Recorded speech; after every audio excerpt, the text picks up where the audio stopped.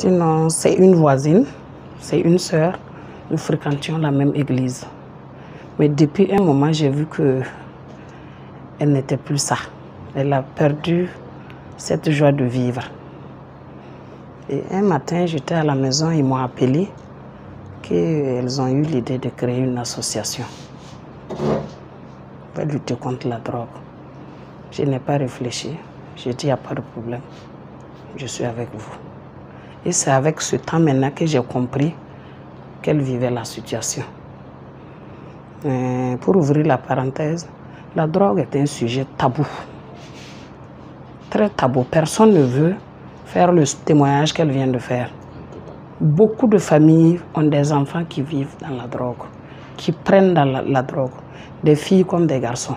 Personne ne veut qu'on dise que son enfant prend de la drogue. Mais j'admire son courage au passage.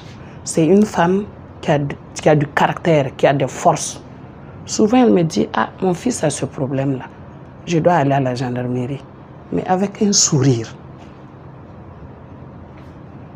Et c'est cette partie qui m'a donné plus de force.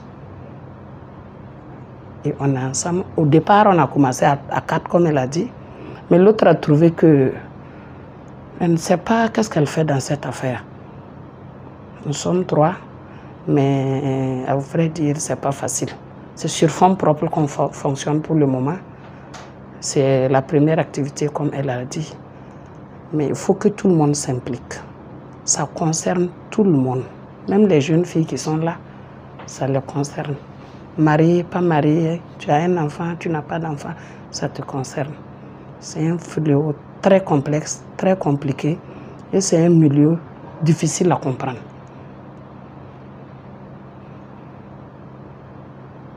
Nos enfants sont embarqués dans quelque chose que personne ne peut expliquer. Et il y a une solidarité dans ce milieu qui ne s'explique pas. Je ne sais pas, il y a un lavage de cerveau à l'avance. L'enfant ne te dira jamais ce qu'il vit dehors et ce que l'autre fait. Et les parents, quelque part aussi, sont un peu complices. Ça fait que l'approche souvent est compliquée. Tu vois un enfant gentil, calme, poli, et à un moment, ça prend une autre tournure. Quand tu veux parler, on dit non, il grandit. C'est la puberté.